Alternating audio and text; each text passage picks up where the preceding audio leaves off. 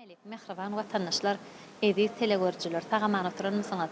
Biz siziň ähliňizde dünýädäki ähli gowluklaryň ýar bolmagyny, asmanymyzyň arasynda ýurdumyzyň parahat bolmagyny, söýgüden ýaradylan ýaşaýyş atly odan zeminiň üstünde diňe ýagşylyklaryň ýaran bolmagyny arzu edýär. Bizi bagtýarlyga, ak daňdanlara, nurana ertelere alyp barýan mehriban arkadagymyzyň ömrüniň uzak bolmagyny, janynyň sag bolmagyny, tutýan tutumlarynyň diňe rewaçlyklary beslenmegini delege edip watan wasbatly gepleşigimiziň täze sanyna başlaýar. Edi telegörjüler biz şuňky watan wasbatly gepleşigimizi Magtymuladynak Milli Sarly Drama Teatrynyň artistlary bilen bililikde taýýarlamak maksat edindik. Sebäbine özüňiz görýäňiz şu ýyl mehriban arkadagymynyň tagallaty bilen Türkmenistan bitaraplygyň mikany ýyly diýip eglan edildi. Şol ýylyň ilkinji başlan günleri toýlar bilen, bayramçylyklar bilen saadlaşyp utgoşup gitdi. Sebäbi bitaraplyk diýmeň özi goňşy döwletler bilen, has alyssaky döwletler bilen umuman dünýä halklary bilen agzy berlikde, hoş niýetli gatnaşyklar ýola goýmakda, hyzmatdaşlygy ýola goýmakda esasy wajyp zatlaryň biri bolup durýar. Ine mehriban arkadagymynyň tagallaty bilen bolsa, ine şu ýyl biziň hemişelik bitaraplyk gadananda 25 ýyl dolýar. Ine şuň kownlerde de dürlükün jowna ýurdumyzyň welayatlarda, etraplarda alınıp barlayan işleri bir şuňkuny gadanylýan üstünlükleri gyzgany bilen size ýetirmek maksady bilen biz Magtymuladynak Milli Sarly Drama Teatryna geldik. Gelin häzir biz öz şu ýerde zähmet çeken artistlerimiz bilen söhbetdeş boljak artistlerimiz bilen siz tanış edelim. Meň ýanymda oturan Türkmenistanyň at gadaran artisti, Magtymuladynak Milli Sarly Drama Teatrynyň artisti Gülşirin Annamradowa. Gülşiriň agyňyna Magtymuladynak Milli Sarly Drama Teatrynyň artisti Tuwakbeýi Köçekowa, şeýle-de Türkmenistanyň at gadaran artisti Kuwat Şarif. Hormatly mehmanlar, biz siziň ähliňizi hoş gördük diýär. Ine Gülşirin sözümiziň başyny siziň bilen başladak. Ine şoň kownlarda bir ýurdumyzda bir uly depkinne her bir günlerimiz bayramçylyk dawarlar bilen, çäriler bilen bedelýär. Biz ýaňam sözümizde belläp geçdik şu ýyl biziň hemişelik bitaraplyk gadananda 25 ýyl dolýar. Elbetde türkmenlerde eýän bir däbi öwürli diýsegem ýalňyşmasak gerek, her bir toýa taýýarlykly barmak, şol toýy bir dawaraly geçirmek esas zatlaryň biri bolup durar. Sebäbi mehriban arkadagymyz Türkmenistanyň giňişliğin mejlislerine ýygydarly çykyş edenne her bir toýy ýokary derejede geçirmek, her bir toýa gatnaşmak, şeýle-de her bir toýa taýýarlyk görmegi nyktaýar. Inni şuň kownlerde bir alyp barýan işleriňiz dogrusyna teatryňyzda nähil täze sahnalar goýulýar, nähil taýýarlyk işler görülýär, şolar dogrusyna söhbet etsek. Her ýylyň başyna Gahrman arkadagymyz türkmen halkyny ganatlandyrýar. Eýäm şu ýyl ahyrlap 2019-njy ýyl ahyrlap 2020-njy ýyla gadam basmaka Gahrman arkadagymyz Türkmenistan bitaraplygyň mekany diýip atlandyrdy. Şu ýylyň ýöne ýere däldigini Gahrman arkadagymyz bize ünnäp aýtdy. 2020-njy ýyl hemişelik bitarap Türkmenistanyň 25 ýyllyk toý toýlanjak. Bulam uly dawara bilen bütün halka ýaýyljaklygy ýylyň başyndan aýdyrly. Teatr hiç çaçanam şu Türkmenistan döwletimizde alınıp barlayan siýasatdan ýa şonun alınıp barlayan maksatlardan hiç çaçanam üzüňe däl. Şu bir maksat edilimi şol ýylyň atlanyrşy bilen deň hatarda teatram özüni deň depkinne özüniň işlerini alyp barýar. Ine teatrymyzda şu ýyl eýäm ýylyň başyndan bize ýol başlamaz mälim etdi. Şu gelin gaýlanmadan halkara zinanlar günü münasibetli bir eser goýmaly. Biziň barymyz bir ojakda jemlenýän ähli artistler, sadanlarymyz bolsun, aýdymçylarymyz bolsun, ýa bir sahnany bedeýjilerimiz bolsun, hemmämiz şol eseri halkymyza bir yaramly edip görkezmek üçin jan edip zähmet çekmeli. Esasy biziň maksadymyz şol eserin gowy çykmagy. Biziň her birimiz öz ýerimizde durup zähmet çekmeli bolýar. Gülşirin medeniyet sungat ulgamana alınıp barlayan işler halkyň ruhy dünýäsiniň kämilleşmegine hasam wajyp zatlaryň biri bolup durýar. Medeniyet halklary dostlaşdyrýan, bir halklar bilen hyzmatdaşlygy ýoly goýmakda da, bir birek bilen tejribe almakda da bir esas zatlaryň biri bolup durýar. Sebäbi medeniyet halklaryň arasynda köprü hasaplanýar. Indi şu konuda türkmen medeniýetiniň halkara derejesinde ösdürilişi togsunda söhbet etdik. Gahrman arkadağımız bize her bir pursatda galkynmaga, buýsanmaga, medeniýetimizi hasam arşa götürmäge ullukan itergi berýär. Gahrman arkadağımız bize ullukan halkara festivalini geçirmäge pursat öretdi. Bulam ähli artistlerde ullukan buýsanjy emele getirdi. Sebäbi dogonluk halklar bilen özara pikir alşanda, dogonluk halklarynyň özleriniň ustatlyk sapaklaryny geçdiler. Şol ustatlyk sapaklaryna da bize artistlere has ýakyn bolan özleriniň kazanan tejribelerini bile geçirdiler. Şol pursatlary döredip berenlikler üçin biz diýsem begenýär. Sebäbi haçanna sen olaryň gözüň alyna, sen sahnada etjek kerekediňi, şonu özüň duýmany, eliň bilen sen edil daşlar tutýanyň ýaly, edil daga dyrmyşyp barýan ýaly, şolaryň bir bize görkezden tejribeleri biziň hasam ýadymyzda galdy. Bize diýsen täsirli boldy. Şoň üçin şeýle halkara dostlugy, halkara festivallaryň geçirilmegi birekden tejribe alşmaga ullukan mümkinçilik döredi. Şol o taýynyň sahna ustatlary daşary ýurtdan gelen bir näçe ustatlar özleriniň ustatlyklaryny görkezdiler, özleriniň tejribelerini berdiler. Şonuň bilen bir hatarda da biziň öz ustatlamydan, sahna ustatlamydan olary özleriniň tejribelerini görkezdi. Bulan biziň üçin bir ullukan bagtdylykdan nişan.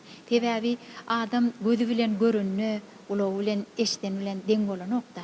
Gözüň bilen görüňde hasam göz ýetimiň giňäp, sen şonu öz durmuşyňda, gowzatlary, ýakymly zatlary öz durmuşyňda ulanasyň gelýär. Sahnada da seni şol ýatda galdyran zatlary ýatlap, hasam öňe gitişliklere atarmaga giňden mümkinçilik berýär-de. Gülşirin, şu medeniyet sunugy işgärleri ýygy giderli şol halkara festivallara, bir çärelere gatnaşyp bir daşar döwletlerde köp iş sapar bilen bolýarlar da. Şonu biz özümizem gidemizde göz ýetirýär. Biziň teatrlarymyz şu daşar döwletleriň teatryndan has özüniň bir uwudunlygy bilen, gelişikliligi bilen, şeýle-de bir ähli mümkinçilikleriniň bir döredilenligi bilen tapawutlanýar. Artist üçin ähli mümkinçilikler döredilen bolsa, biziň şol anam ödämek galýar. Artist diýilen adam ören ançyk bolýar-da. Ya sesini ayamaly, ya özüni ayamaly, köpüň öňüne çykyş etmeli bolsaň, özüň hemişe ayak gezmeli bolýar. Ol biziň eýem ennigimize urulyp gitdi-de. Şoň üçin sen köpüň adamsy boljak bolsaň, özüň ayak gezmeli. Ne şu wagt gaşpatlylar dowam etýär-de, biziň teatrymyza girýän bolan gaşpatlylygyny duýaňok. Içi ören janyňa yaramly, artistler üçin ören ýakymly, her kimiň özüniň ýürüti otoglary bar. İçinde ýürüti artistlere bir taýýarlyk görmek üçin ähli mümkinçilikler döredilenne. Onuň sen öýüňe gitjek wagtyňam sen arkaýyn bir özüň bir griming dadyň aýryşdyryp bir gatyk mümkinçilikler döredilen. Şol mümkinçilikleri bize gahrman arkadağymyz ullukan anam millerip döredip berdi. Indi bize şol öz zähmetimiz bilen şu anamy ödäp döwletimiziň şu alyp barýan işlerine, medeniýetimize, sungatymyza azajygymyzy özümiziň goşandymyzy goşup bilsek, ana şol gahrman arkadağymyzyň bize bolan anamly ödediğimiz diýip düşünýän. Gülşirin, şu teatrыңyzda esasan adamlaryň kalbyna ýakyn zatlaryň birem, şu teatrыңyzda esasy watany wasp edýän, watançylyk temadan goýulýan sahnalar diýip düşünýär. Sebäbi adam watan hakyny aýdym-aýdylsyn, söhbet döş bolunsyn, ýa bir goşga bolsyn, şol bir el ýüregine ýakyn bolýar-da. Sebäbi watan ýekete hasaplanýar, watan hem medat bilen çalşylmaýar-da. Atta watan ene topragym şondan aýdylýan bolmaly. Indi şu özümiziň hem çağa kak artist bolasyn diýilýär. Sebäbi artist käri bir el has ýüregi ýakyn kär. Artist bir görseň Lukman, bir görseň Mollum, bir görseň meýdanda paxtaçy Zenan, bir görseň kombaynçy denan. Umuman aýdamyzy şol artistlik keşipleri ýerine ýetirýän pursatyň ähli kärliň üstünde işläp bilýär.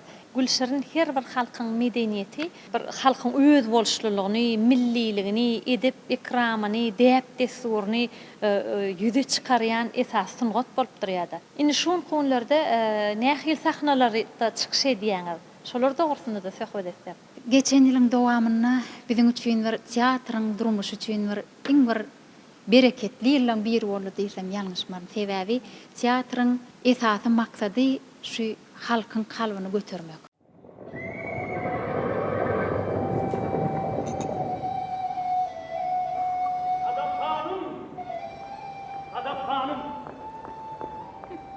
Sadap hanım, dünya varım diregim. Koç oğlu dünya versen, yüze silsem dilegim. 45 yaşta yüzüm düşen perdemdime, nur deyin. Vatan üçün kulluk etmek, en hayırlı uğur deyin. Oyla mergen, nira beyle hayalli.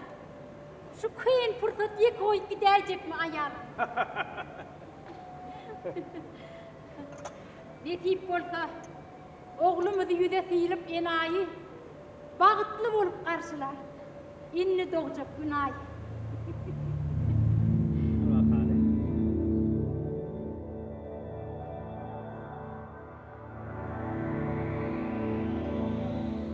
Şükrümken, orta yaşta kudret verdi yaradı. Halas etti bu uşluk bilen, yolunu ken karadı. Ördüňe gowjak aragyň hanım, jogap bersin ogluma. Nurum dowamat bolmaly. Seljuklaryň kowmuna. Ruhu taýdan lezzet vermek. Geçen ýylyň dowamyna Körpegelin adly spektakl goýuldy. Şol Körpegelin adly spektaklda bize de çykyş etmek nesip etdi. Spektaklam halkyň kalbyna galy diýsem ýalňyşman diýen. Festivalda teatrymyz Bünyad adly spektakl görkezdik. Ol watançylyk temasyna. Şu gepleşiňiziň hem şu watan wasfy diýilmegi şu bize hasam ýakyn bolup durýar.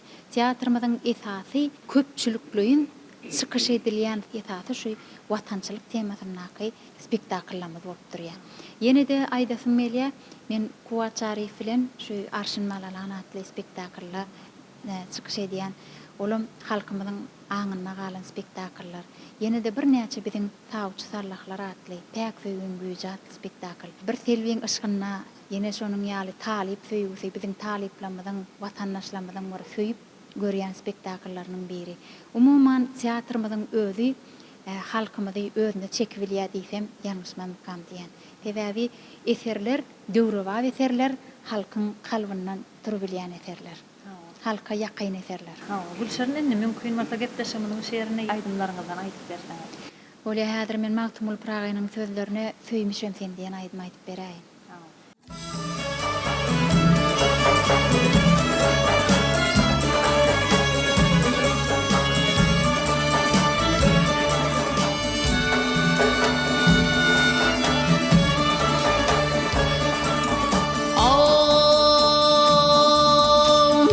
Havi prithulbhin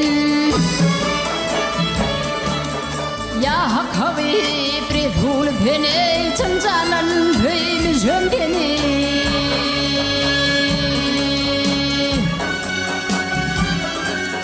Derwishler qadargi jabhine kayenne bhim jambini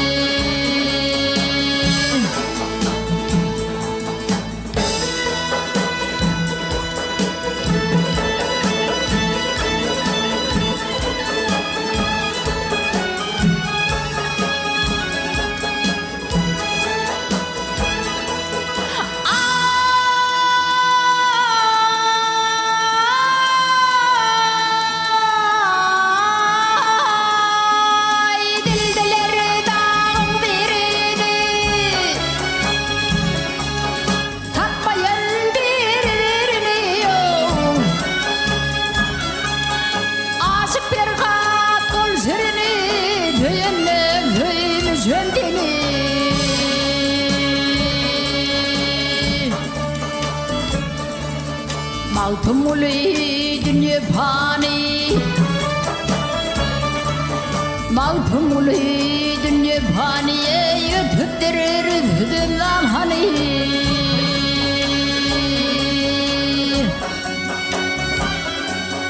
Ayvunu demin atmani Züyennek züyimiz hündini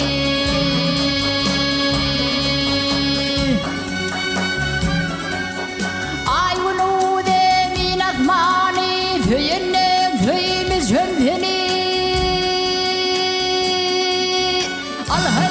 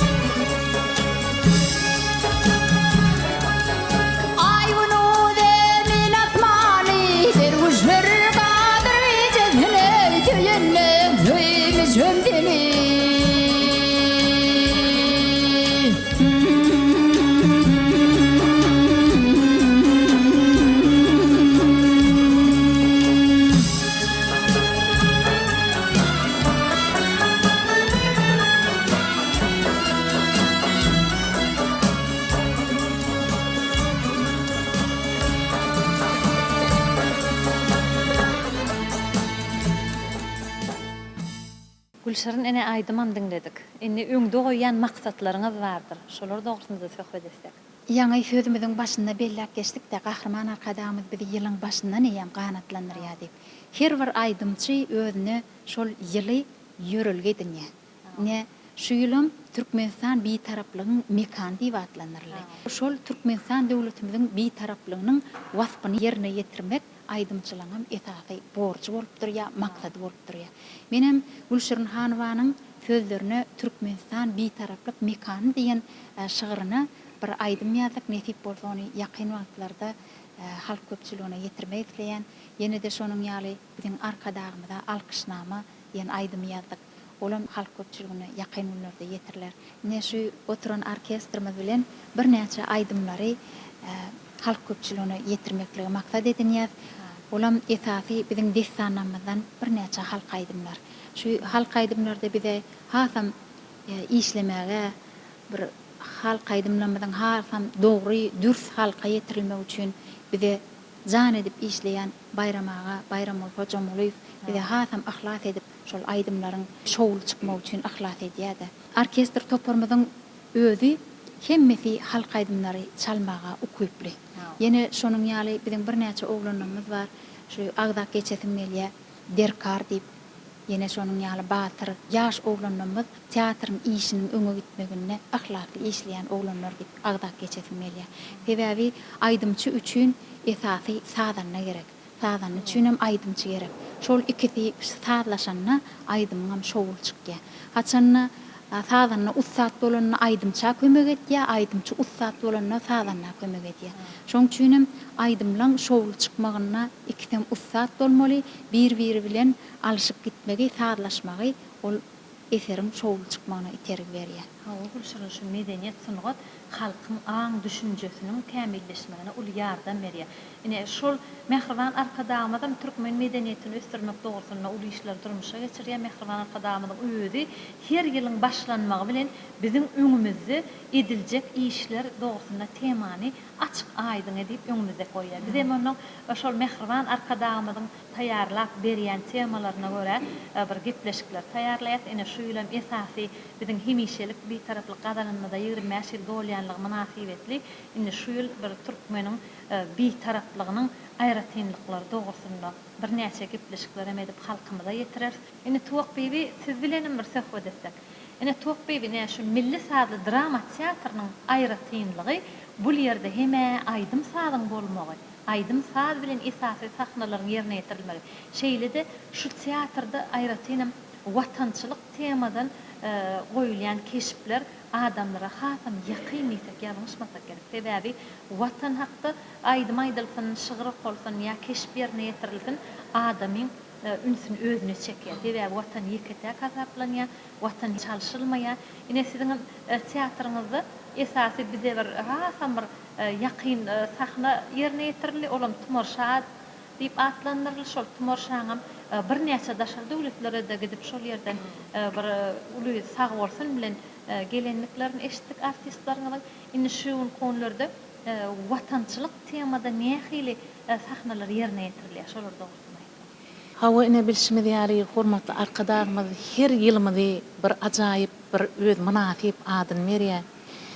Ýa özüňizden bellek geçdiňiz her bir täze ýylmyzda bize işlemäge bir döretmäge ul mümkinçiliklere ýol açylýar. Hormatly arkadaşymyň tagallat bilen hormatly arkadaşymyz özüniň bir iň bir münasip atlaryny berýär. Bize diňe şonu işläp şo barada şo bir ýylyň wagtyny ýetirmek barada şu ýurdumyzda alınıp barlayan bir ajaýypliklar barada bir halkymyza ýetirmek galýada şolar barada aýdym aýdyp şolar barada bir eserler döredip bir halkymyza ýetirmek galýar. Biziň Maktumuladyň näki milli drama teatrymyzda da geçirilýän dabarlara, geçirilýän bayramçylyklara göre eserler döredip halkymyza hödürlenýär. Ine biziň ajaýyp teatrymyzyň ajaýyp sahnasyna Tumorşa adly spektaklymyz sahnalaşdyrly. Tumorşa adly spektaklymyzdan daşar ýurtlara gidip çykyş etdiler. Şu Tumorşa spektaklyny köşkde ýaşaýan Tumorşanyň oglunyň enekesi bolup ýerine ýetirýän elbetde taryhy spektakllarda ýerine ýetirmek, kiçirägem bolsa keşipler ýerine ýetirmek her bir artistiň öňe gitmegine, bir tejribesiniň artmagyna mümkinçilik töredýär. Anha biziň teatrymyzyň şu sahnalaryna soň Binyad adly spektaklymyz sahnalaşdyrly. Bu spektaklda esasan watançylyk temada biziň gerçekligimiziň, mertligimiziň, mert ýigitlerimiziň, mert aýallaryň bolollugy barada wasp edilýär. Watan hakdaky eden gahrmançylyklary görkezilýär. Elbetde bu spektaklda özümüm köpçülik sahnalarda çykyş edýän, köpçülik sahnalarda da çykyş etmek artist üçin elbetde goýunyň artmagyna getirýär. Täjikistan Respublikasynyň medeniýet günleri geçirilen şol ýerde bolamyzy biz hasam bir zada göz ýetirdik.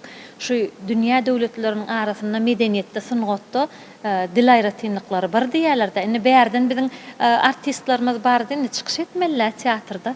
Bular alad edip başladylar. Biziň häzir bular täjik halky biziň sahnalarymyzda nähili garşylarlar kadyp öňünden alad etdiler. Emma şol watançylyk temadaky sahnany ýerine ýetirenlerine şol halkyň şeýle uzak wagtlap çapak çalyp begenşip bir sag bolsun aýdýan pursatlaryna çykyp rejissor biziň şeýle sahnamyzy gowy garşyladylar. Olar biziň dilimizde de düşünýän ekenler diýip şol ýerde begenjini, brüýsonjyny biz bilen paýlaşdy. Biz hem şol ýerdäki bir şatlykly pursatlaryň şaýady bolduk. Hormatly arkadaşymyzyň tagallat bilen biziň şu teatr artistleri daşar ýurtlara gidip turly temada goýulan esasanam şu watançylyk baradaky goýulan spektakllarymyzy şol giden ýurtlarynyň halklarynyň öňüne çykyş edip ul üstünliklere eýe bolup gelýärler-de. Spektakl sahnada oýnalanna ine bize daşar ýurtlardan hem ýa halkara festival geçirilende bir näçe ýurtlardan daşar dogallarymyzdan bir näçe dörejçilik toparlary, artistler gelip biziň ajaýyp sahnalarymyzda bir gowy spektakllar görkezdiler-de. Şonu spektaklllara tomaşa eden wagtymyz biz hem şolaň dillerine düşünemizokda. Artistler däl, onu oturan halkam şoň diline düşünmese-de şol spektakly üns berip seredilenine şoň manysyny dol düşünüp bolýar. Şol spektaklla oýnaýan artistlaryň ýerine ýetirýän keşiplerini ustatlyk bilen ýerine ýetirenni şolaň hereketleri bilen eýem adamlaryň ýüregine girip bolýar-da. Men şeýlerek düşündiresim gelýär. Biziň teatr artistlarymyzdan şol daşar ýurtlara baranlar ustatlyklary bilen şol keşipi ýerine ýetirenlerini elbetde oturan tomaşaçylar düşünýändirler. Gepleşigimiziň şu ýerini bir ýyleşlerimizde watan hakdaky aýdymy aýdyp bereýin.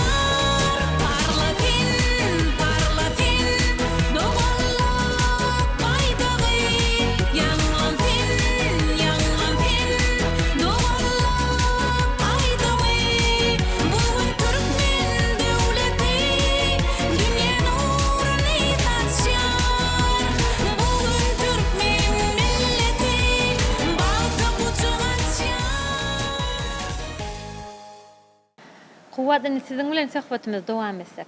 Şu medeniyet sungat işgärleri esasy halkyň ruh hadynasy bolan milli gymmatlyklaryny ýaýyp görkezýärler-de.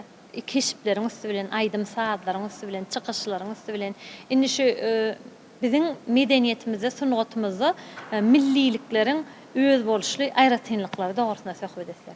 Mağtımlar nek milli sağlı drama tiyatrı bir adından belli de Mağtımol adındaki milli sağlı drama tiyatrı. Haleplan açını öyle millilikten zat bir esas adam öz yüreğinde olmalı. Türkmen gaydı nehil, Türkmen yigitler nehil. Bu leyen başka millete mengden nokta. Hormat prezidentimiz bilsin diýeli. Taşar yurda gidenne hükman suratda sunuwat adamlara malk gitdiler da. Ondan men özüm tarihi gatu öwrenä.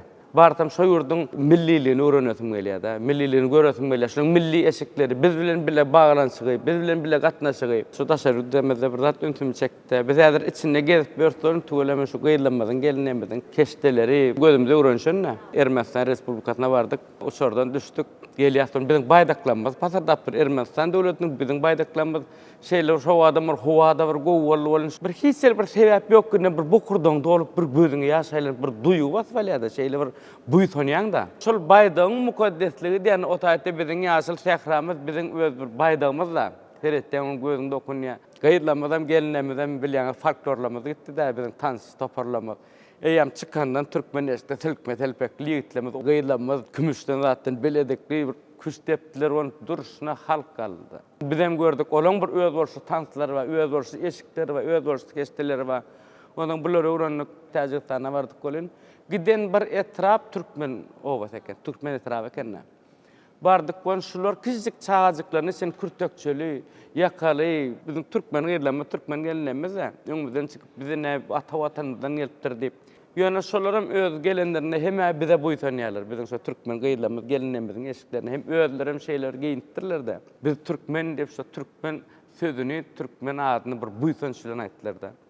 Ondan bize de elbette şu datları öğrenmek neyme gerek. Biz sunuvat öğrenemezde biz şu datları ulanıyaz. Rejissörler, suratçılanmaz, heykeltıraşlamaz. Gıdıkkılla, anne men özüme sunuvat adamsa bana gıdıkkıl birinci sazanına kim olupdur? Men şu tarihten biliyaz, birinci sazanına berbat, varabut deyip Sultan Sancar'ın köşkününe sazçalan sazanına dikti ya da nehil saz çalıptır, hayıtı sadır oğlu çalıptır. Ondan sonra öğretiyor, bizde şolar var diyem tarihi. Goğu eserlerimiz var da hormat prezidentimin şeyle goğu kitapları var biz için, gollanmalar var. Ondan biz şunu hazam için açık görkezmeli. Eğer Selçuklar diye Selçuklu'nun giyin eşikleri nehili. Toğrul ve nehil eşikeyiptir, çağrı ve nehil eşikeyiptir. Elbette gıdıkkıl demek şu gıyıdlamızın gelinemizin keştelerine şu dövrden gelen bir nesir yadırlak gelen de hatta bir. Ondan şulun üstü bilen bir atışlar etmeli. Mongolia devletinde olamazdı. Bize görkezdiler, Hun'un geyen doğanı var eken. Ondan kapında tarihçilerim gitti, onu şöyle gurrun verdi. Şu tadırından Hunlar Oğuz Hanlar deydi. Oğuz Han'ın dören yeri, oranın bir nesli oluyor da, atarman çapanman Hun'un neslinden ne bir söz var da Türkmenler. Sonra Oğuzlar oldu da, şunun doğandan orada ay bir boy 5 metre iğne var, 5 metrelik ullukan doğan. Ondan şavat görüp seynap şularda keşte boltun şunu göresin geliyor. Şu bolsa demek şunun bir yerde saknada ulanıp olur belki. Ondan Ermenistan'a olamazda deyene şol Uzun Hasan dedi, Gara Yusuf dedi, kene köp imperatordan millette, Türkmen milleti. Şulun hersin özüne ayrıtınlıkta iğneşikler nehili. Her vilayetin özgeyen takılar bir mengdeşlerle. Şulun bir maniyeleri. Şularım alyanda bir sunuvatta, tiyatrda oyun koyulanına ulanı bilsen, iyem bun tesiri katı üttösü koyuyor. Sebep görmeye gelen adamlar, alim adamlar geliyor. Şular geliyorlar, baranda seyfalak görüyorlar. Bizde edyaka koyuna kurda çıkıyorsa, telkme telpekli, gırmazdan nehili, garmadan nehili, saknada şu datlımız görüyorlar, gelip görüyorlar. Nehili matadan edilen. Hemme datların barlıyorlar. Milli sunuvatımız dutargıcak derlerdi. 70'ten sadır olup, onun bilelikte orkestra edip şu simfonik sazlar duruyor. Her bir sazın şu dutar salsan bir mani veriyor. Dutargıcak iyem azıcık baylaştırıyor. Şunu simfonik orkestrada salsan. Bu hemme spektri değil ya da bir ak renkin içinde ne açıdan spektri renk oluyor da. Şol renkler açık görkez böyle simfoniya bilen. Yine elbette hormatlı kahraman arkadağımdan bize yürüte simfonik orkestra açıp verdi. Aydım diyen de bir adam aysa bir düşünce oluyor. Eğer şol aydım köp seslerini aysan, bu yem katı üttöskül, bu miyan kaysınmalı, bir çemenna. Ekaja gülüň bir täsiri bardyr, çemeniň başga bir täsiri bardyr. Hertiniň bir ýyzy goşulan bir çemeni ýyt bolýar. Şoň ýaly hor diýilýär, döwlet hory. Hormat prezidentimiň öýdi bir sunuwat talep etdi biz üçin. Şoň üçin şu zatlary aňyrýanlaryň düşünip de şol zatlarymyz gaýdyp berdi. Simfonik orkestrymyzdan, horumyzdan. Ondan bir de oýana oturup işlämek gaýlar. Her gelen ýyl öz ady bilen gelýär. Hormat prezidentimiz bize itergi berýär, bize ýol urup durýar. Türkmenistan bir taraply mekanat dilimizde. Eýem aýdymlara meýerli. Özüm bir sada medyanna spektakllarda, kinolarda Guranadar Uradulyev'in Ene Toprak eseri esasında Şerli Morlayev çepir film sorutatıştırdı Ene Toprak dip. Sonra da sadan yanmak ananlarda bir uluy görümlü film. Şu adamın zahmet çekişini barıp ilki bir döretmeden bir gidip görmeli. Bunun şutayda dine bizde tiyatrda sunuvatlar bizde hemme uğurdan şeyle bir zahmet kaynatçı olsa. Sonra otursun eýem şu saatlar kellen gelip başlaya da şutayda birden traktorlar, birden kombaynlar, şeyler soňky tehnikalar yerlerden ýörýär, ýokardan kamera uratýarlar, ýokardan uçup geçikdiýär da bol şeyler toýda. Ondan oturup ýazýan hem özüň galkynýan, hem adamlar galkynýan, adamyň ýüzünde gülük we şatlyk we. Bizim şu mawtumlardan milli saz drama teatrymyzda edil şu sunuwat adamlaryň bolşýan özüňiz aýsyňyz ýaly. Her toýa hemme adam sowatly bar ýa. Bizim her gelen bayramçılar sowat taýýan şoň üçin bizde iş şu adam edil. Häzirem gyzylaryň dowam edip dur. Spektakllardan daşary gül kawşanmary goýulýar, konsertler goýulýar.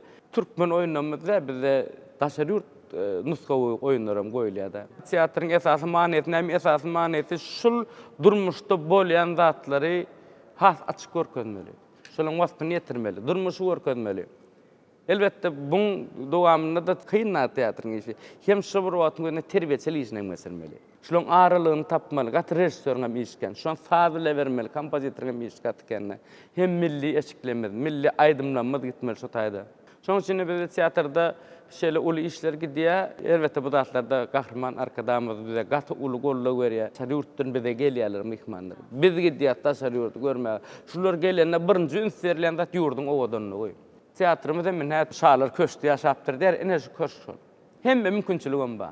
Oturup guwan işle döret. Elbette bu zatlarym hormatly gahrman arkadamyzyň biz üçin edýän uly tagalarlaryň netijesi. Balfyjy ballanan bala fyjy dip bir çeper film goýulda Mirat teleýiliniň dädin öňe serýär. Onun sonra Gülşen nam oynapdy. Sonra bir men Ayazda bol oynapdym da öz adym bilen. Ayazda Kuwat Şarif bol. O hem şu oýunyň kinoň sadan ýazmak ananly Habib Atajan waň sözlerine bir aýdym düzüpdim ben şonu aýdyp bereýin.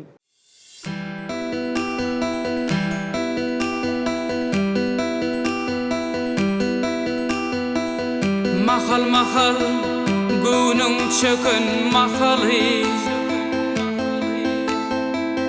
yüreğine ağram salıp oturma ödediňden günüň geçen mahaly ödüň ýazgaryp gamgyn oturma ödüň ýazgaryp gamgyn oturma oturma sen başla ýene täzeden maksadyna ýetýänler ihlas eden ömrüni kemeldir köp gaýgy eden şoň üçinem özüň gaýga batyrma şoň üçinem özüň gaýga batyrma ýagşy niýet ýarana bar ýeňeşiň tewekkül işini hak gollarmaşyn iş bitirmen bolmasyn sen gaýtmaşyň şonna göwün galkyp ýürek jaşyrar şonna göwün galkyp ýürek jaşyrar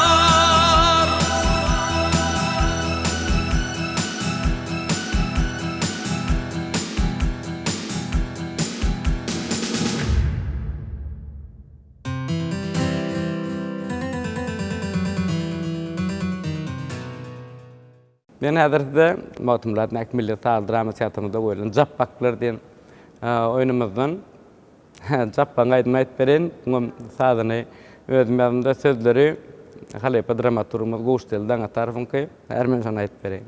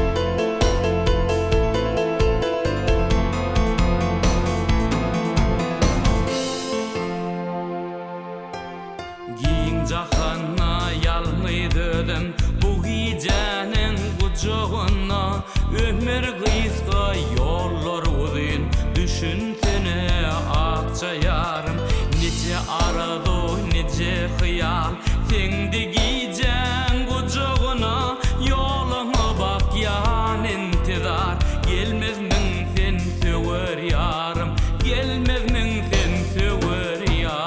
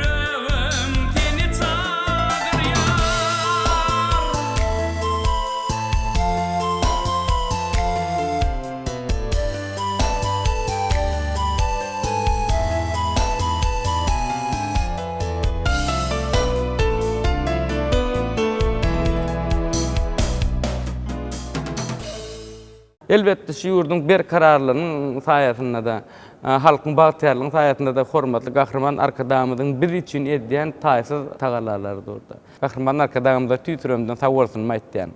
Jan sawursyn, ömür udak bolsun, ýylyrt bähwetli alyp beren işlerinde ruwaşlyk ýaran bolsun. Indi tuwak beýi siz bilen Halipa şägirtlik ýol dogrusyna söhbet etdiňiz sebäbi ine bizim ata-babalarymyzam Halipa şägirtlik ýoluny aýratyn üniversitetlerinde şol döwürlerde aýdym sazam bolupdyr, milli sazlarymyzam bolupdyr. Ýöne şol aýdym sazlary hiç ýyl notasyz, ýazuwsyz dillen dile geçirip Halipaň kömegi bilen şägirtden geçip şeýdip bizim günlerimizde gelip etipdir. Şol döwürlerde elbetde teatr ýok, ýöne teatr bolmasa da şu gelin aýdlarymyz ümäýişen wagtlar ýa bolmasa akşamlyk bir aýyň ışgyna şeýle üýtgeşiksin otlar döredipdirler, kuş depdi, monjgatdy, läleler ýerine ýetiripdirler. Üme üýşen wagtlary öz aralaryna kiçiräjik sahnalar döredipdirler. Şo gelin gyýlan hem gowuna çylypdyr, hem şol ýerde el işler ýerine ýetirilipdir. El işiň bir nesilleriň terbiýetine uly ähmiýeti bar. Indi siz bilen şol bir halipa şäherlik ýol dogrusynda söhbet etdik. Türkmen milletimiziň iň aňyrdan gadymdan gelýän bir öz borçly äheňleri bar da. Ynhaýan bellek geçdiňer läleler, hudular, kuşdepdiler. Şol biziň gullemede çelim şeýle bir gowy sözleri bilen, biziň gyýlamyzyň edýän işleriniň üstü bilen beýan edilýän ajaýyp hudularymyz, ajaýyp bir kuşdepdilerimiz bar da. Häzirki zamanlarda edil şu biziň hormatly arkadagymyzyň bize millilige bir halipa şägertlige ýol açyp bermegi bilen teatrymyzyň içinde de ulu halipalaryň işlemegi bir şeýle begendirýär. Ynha şu sahna çykan wagtymyzda şu ulu halipalar bilen bir maslahatlaşyp bilmeýän ýerlerimizi sorap, şol nähilde aýdanda bir oturan tomaşaçyň ýüregine barmaly, şol nähil tomaşaça düşündirip bolmaklygy barada aýdamyzy bize elbetde olar höwes bilen düşündirýärler. Indi şu aýdamy taýda drama urnuda elbetde halipalaryň kömegi gerek bolýar. Sen näçe kämilleşeňde de sungat diýen bir nepis zadyň aňyrsyna çykyp bolmaýar. Şoň üçin elbetde aýdym taýda bize hukman halipalar hemişe her ýaşda bolsaňam tapawdy ýok, elbetde bize gerek. Şu hormatly arkadagymyz bize halipalaryň ýolun öwrenmäge uly mümkinçilikler döretip berdi. Men öz aýdymlamam şu halipamyz Türkmenistanyň atqadanan artisti Gurban Sultan Nuriýa diýen aýdymlaryny gowur, şoň aýdymlaryny köp ýerine ýetirýänler. Gurban Sultan Nuriýa diýanyň öz borçly sesi bar da, şonuň giýinýän milliliklerim, milli egneşiklerim men özüne çekip şol halipanyň ýerine ýetirýän aýdymlaryny höwes edip bir näçe aýdymlary ýadga geçirdim. Hormatly arkadagymyz bize täze eterler döretmekde, täze aýdymlar döretmekde, ýa-ni sözümiziň başynda da bellek geçdik. Äkli mümkinçilikler döretip berýär. Bir biziň sungatymyzda uly sarpasy bar. Biz hem şo zatlardan ilham alyp gelecekde de bir näçe aýdymlaryň üstünde işler diýip anandyrasym gelýär. Medeniýetimizde sungatymyzda uly sarpa goýan hormatly arkadagymyza köp sag bolsun aýdýar. Goý hormatly arkadagymyzyň jany sag bolsun. El ýurt bäkitde alyp barýan işleri ilmi dama rowaşlyklary betlensin. Türkmen halkyny bagtyarlykda, bolýelinlikde, asuwdulykda, parahatlykda ýaşadýan gahrman arkadagymyza köp sag bolsun aýdýan. Türkmeniň medeniýetiniň, sungatynyň hak howannary, gahrman arkadagymyzyň jany sag, ömrü uzak, belentdaş aman bolsun. Sag bolun hormatly mehmanlar, hormatly medeniýet sunugat işgärleri, biz size işleriňizde ul üstünlikler gazanmaňyzy arzu edýäs. Mehriban arkadagymyz ýurdumyzy medeniýetiň üstü bilen ösdürmekligini taýýar. Elbetde siziň her bir goşandyňyz biziň ýurdumyzyň ösmegine bir basgançak diýip düşünýär. Mundan buýana da mahmaly wadyňyz belentden ýanglansyn, aýdymlaryňyzda da köp sag bolsun aýdýasyň. Şular ýaly watan wasp edýän aýdymlar, watan wasp edýän çykyşlaryňyz köp bolsun diýär. İşleriňizde de üstünliklerim ýar bolsun diýär. Sag bolun. Sag bolun.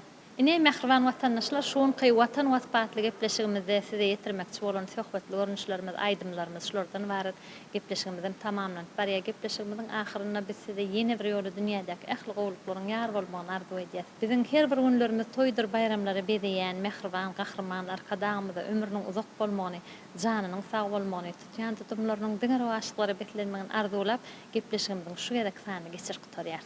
Yeni Altın Atar Türkmenistan teleýilimine diýdarlaşýança häzirlikçe hoş wagt.